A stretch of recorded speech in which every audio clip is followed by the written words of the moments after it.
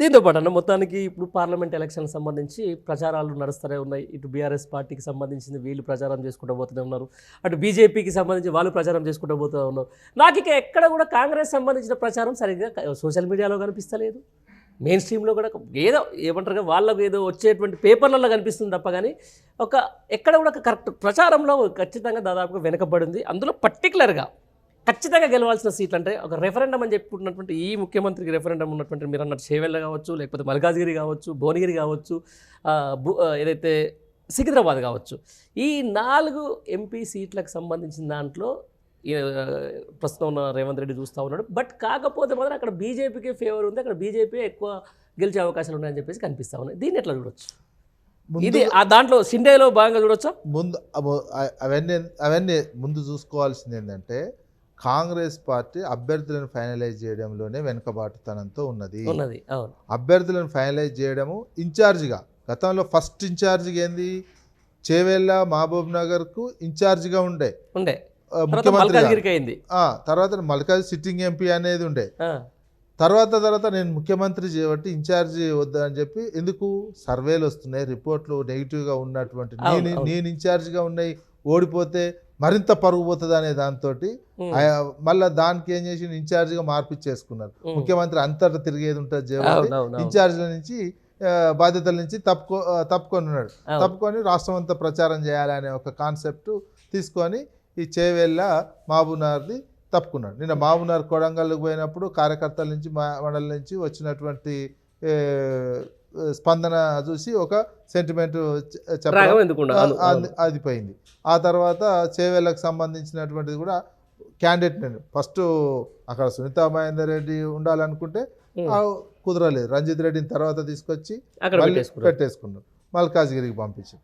మల్కాజ్గిరిలో కూడా పరిస్థితి ఆ రకంగానే ఉన్నది. 3 నియోజకవర్గాలే కాకుండా రాష్ట్రం ఈ 3 నియోజకవర్గాల్లో ఏది ఉన్నది పోటీ, కొన్ని చోట్ల బీజేపీ వర్సెస్ బీఆర్ఎస్ నడుస్తున్నది, 1-2 చోట్ల కాంగ్రెస్ బీఆర్ఎస్ నడుస్తున్నది, బీజేపీ ఒక చోట ఉన్నట్టుగా అనిపిస్తుంది. ఈ 3 మిస్ అయితే ఏమో, ఈ 3 మిస్ అయితే నా పరిస్థితి ఏంటి? ఒకవేళ మిస్ అయినా బీజేపీకి అనుకూలంగా వచ్చినట్లయితే భవిష్యత్తులో వ్యూహం ఏంది? ఒకవేళ బడే బాయ్ దగ్గర ఏమైనా ఇంటర్నల్ అండర్స్టాండింగ్ ఉంటే ఇక్కడి నుంచి బీజేపీకి ఎక్కువ సీట్లు పోయే విధంగా చేసి తర్వాత నేను షిండేలాగా వస్తాను అనే ఒక ఒప్పందం జరిగిందని కూడా ఈ సోషల్ మీడియాలో చర్చ జరుగుతుంది. బడే బాయ్ తోటి ఇట్లాంటి ఒప్పందం జరిగింది అనేది మాత్రం సోషల్ మీడియాలో చర్చ జరుగుతుంది. ఈ అన్నిటికి కూడా ఏంది పార్లమెంట్ ఎలక్షన్ తర్వాత రిజల్ట్స్ వస్తుంది. వాళ్ళు టార్గెట్ పెట్టిర్రు. టార్గెట్ ఏంది? ఆర్ఎస్ఎస్ భావజాలం ఉన్నది, స్లీపర్ సెల్ లాగా పనిచేస్తుందని కూడా అన్నారు. అది కాస్త ఇప్పుడు ముసుగు తొలుగుతుంది కదా. స్లీపర్ సెల్ లాగా పనిచేస్తున్న విత్ ఇన్ ద కాంగ్రెస్ లో అన్నారు, బీజేపీలో కూడా అన్నారు. బీజేపీ లక్ష్యం అయితే పార్లమెంట్ ఎలక్షన్ అయిపోయినాక కొద్ది రోజులే ఈ గవర్నమెంట్ ఉండేదని బీజేపీ లక్ష్మణ్ కూడా అన్నటువంటి చూస్తున్నారు.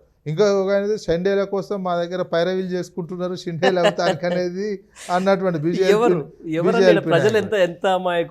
ఈ తెలంగాణని 4 నెలలకి ఇట్లా చేసి పెట్టిరండి. అరే తెలంగాణ నిరంతరం చర్చ ఎట్లుంటుండే, ఓ వ్యవసాయం మీద, నీళ్ల మీద, ఒక పంటల మీద, మా ఇన్ని టన్నులు పండినాయంటే ఇంకా ఎక్కువ కోట్ల టన్నులు పండించాలి, ఇంకా వ్యవసాయం ఎక్కువ చేయాలి. ఈ చర్చ చుట్టూ పోయి మేము మా తెలంగాణ కూడా షిండేలు ఉన్నారు, మేము పార్టీలు మారుతాము, మేము కూడా ఎమ్మెల్యేలను కొనగలము, మేము కూడా ఏదైనా చేయగలము, ఇట్లాంటి చర్చ 4 నెలలకే తెలంగాణ చర్చ అంతా ఏ రకమైనటువంటి చర్చకు పోయింది ఏంది?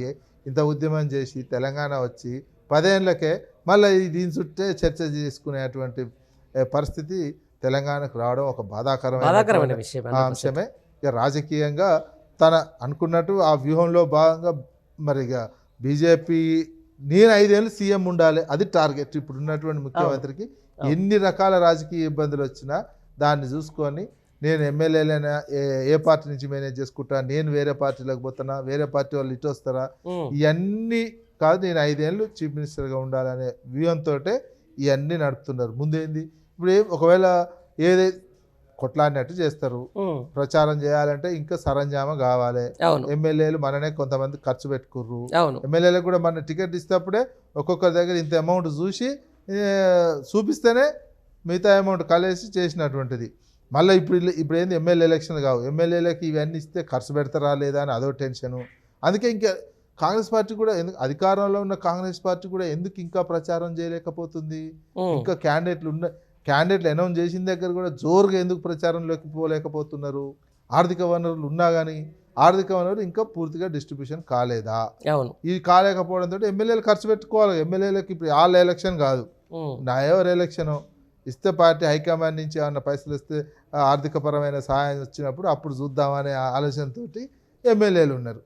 ఆ రకంగా చూస్తున్నది. ఇది నా ఎలక్షన్ కాదు, ఎట్టా దేశంలో కాంగ్రెస్ వచ్చేది లేదు, ఇక్కడ ఏమైనా ఆర్థిక సహాయం వచ్చినప్పుడు అప్పుడు చూద్దాము, వచ్చితే కూడా ఇన్ని వేసుకుందాము వెళ్దాం అనే యాంగిల్ ప్రతి ఎమ్మెల్యే చూస్తున్నారు. అది ఎట్లా మేనేజ్ చేయాలనేది అది ఇక్కడ ఉన్న ముఖ్యమంత్రికి కన్ఫ్యూజన్లో ఉన్నాడు. రాజకీయ కన్ఫ్యూజను, పరిపాలన కన్ఫ్యూజను, ఈ వ్యూహాల కన్ఫ్యూజను, ఇన్ని రకాల ఒత్తిడిలో ఉన్నటువంటి నేపథ్యంలో వస్తున్నటువంటి మాటలు కావచ్చు, తప్పటడుగులు పడుతున్నట్టు చాలా క్లియర్గా కనిపిస్తుంది. రైట్ అన్న. దీంతో పాటు ఒక సోషల్ మీడియాలో నేను ఒక వార్త చదివాను. అంటే విదిన్ ద పార్టీలో అంటే ఏదైతే బీఆర్ఎస్ సంబంధించి అత్యంత ఎక్కువ అవకాశాలు పొందినటువంటి వ్యక్తి ఎవరన్నారో ఆయన కడియం శ్రీహరి. అంటే ఈరోజు ఆయన ఒక అంటే సేమ్ గతంలో ఎన్టీఆర్ అంటే ఇప్పుడు ఎట్లా పడుతున్నారు, గతంలో ఎన్టీఆర్కు చంద్రబాబు ఏ రేంజ్లో వెనుపోటు పొడిచిండో ఈరోజు కేసీఆర్కి అంతకంటే మించి వెనుపోటు పొడిచింది కడియం శ్రీహరి అంటారు. నిజమేనా? కడియం శ్రీహరి గారిది మాత్రం రాజకీయాల్లో ఇదొక లెసన్గా తీసుకోవాల్సినటువంటి. జనరల్గా రాజకీయాల్లో ఎవరు ఇట్లా చేయరు.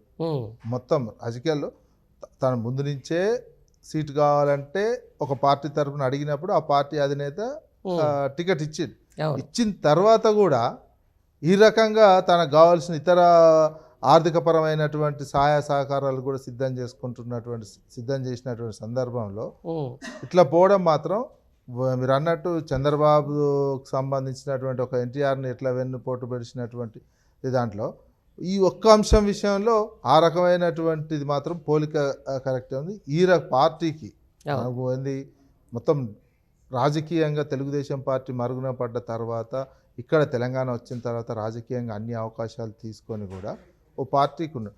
ఇష్టం లేకపోతే వెళ్ళిపోవచ్చు. మీకు పార్టీ మారిన ప్రజాస్వామ్యంలో హక్కు కల్పించింది, నేను పార్టీ మారుతున్నా అని చెప్పి పోయే వాళ్ళు ఉన్నారు. అట్లా అందరు పార్టీ మారను అని చెప్పి టికెట్ తీసుకొని ఉద్దేశపూర్వకంగా అదంతా ఏంటంటే రాజకీయ కుట్ర. ప్లస్ కావ్యకు కూడా అది మంచిది కాదు. కావ్య రాజకీయ జీవితం ప్రారంభించడం ఒక అప్రజాస్వామికమైనటువంటిది, మోసపూరితమైనటువంటి కెరియర్ స్టార్ట్ చేస్తే జీవితాంతం ముద్ర పడుతుంది కదా. కడియం శ్రీహరికి ఏముంటుంది, మ్యాక్సిమం ఇంకో 5 ఏళ్ళు ఆయన రాజకీయ జీవిత ఉండేది.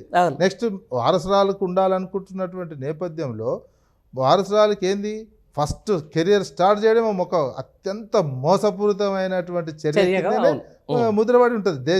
ఆమె రాజకీయ జీవితం అంతా అట్లనే ముద్రపడిపోయి ఉంటుంది. అది ఆమెకు కూడా మంచిది కాదు. మరి ఆ రకమైనటువంటి నిర్ణయం తీసుకున్నారు. వాళ్ళ జీవితం మొత్తం రాజకీయ జీవితం కడియం శ్రీహరి గారు 5 ఏళ్ళకి అయిపోతుంది రాజకీయ జీవితం. కావ్య గారు జీవితాంతం ఇది రాజకీయ జీవితంలో నిరంతర విమర్శ మాత్రం ఎదుర్కోక తప్పదు. ఈ మోసపూరితమైనటువంటిది జనరల్గా పార్టీ మారడం తప్పు కాదు, పార్టీలో మారుతుంటారు రాజకీయంగా. అయినా మారిన పద్ధతి, చేసిన వ్యవహారము, ఈ రకంగా చేసినటువంటి ఇది మాత్రం ఎవరు ఉండరు. అది ఆమె జీవితాంతం మోయాల్సి వస్తుంది. చంద్రబాబు మోసినట్టే కావ్య రాజకీయాల్లోకి అడుగు పెట్టకముందే ఒక మోసపూరితమైనటువంటిది, కుట్రపూరితమైనటువంటి రాజకీయ చరిత్ర మాత్రం మోసుకొని పయనిస్తుంది. రాజకీయ జీవితం స్టార్టింగే ఆ రకంగా స్టార్ట్ అయింది అంతే. అంటే దాంతోపాటు అక్కడ కూడా కొంచెం ఈ కమ్యూనిటీ కూడా కొంచెం ఇష్యూ అవుతుంది కాబట్టి బేసికల్గా హస్బెండ్ ముస్లిము ఇక ఇష్యూ దానికి సంబంధించి బీజేపీ నిన్న ఆరూరు రమేష్ అన్నటువంటిది వాస్తవానికి కూడా ఏంది, మన సంప్రదాయాలున్నా ఎట్లున్నా ఇవన్నీ చూస్తున్నటువంటిది. పెళ్లి చేసిన తర్వాత, పెళ్లి అయిన తర్వాత అత్తగారింటికి పోయినటువంటిది ఉన్నది. ఎలక్షన్ టైంలో ఇవన్నీ మహమ్మద్ కావ్య నజీరుద్దీన్ అని నిన్న బీజేపీకి సంబంధించినటువంటి అభ్యర్థి ఉన్నాడు. జస్ట్ వాక్యం మాత్రమే. ఇక దాన్ని ప్రజలు రకరకాలుగా తీసుకుంటారు. ఉన్నటువంటి ప్రస్తుతం సామాజిక నేపథ్యంలో ఉన్న ఎలక్షన్ జరుగుతున్నాయి. ఒకవైపు బీజేపీ మేము రాములవారి గుడి కట్టినామని చెప్తున్నటువంటిది ఒక మతపరమైనటువంటి అంశంగా ఒక ఎలక్షన్ ఎజెండాగా తీసుకొస్తున్న ప్రయత్నం జరుగుతున్నది. అటువంటి సమయంలో ఇట్లాంటి అంశాలు కూడా కొన్ని ప్రభావితం చూపించే అవకాశం అవకాశం ఉంటుంది.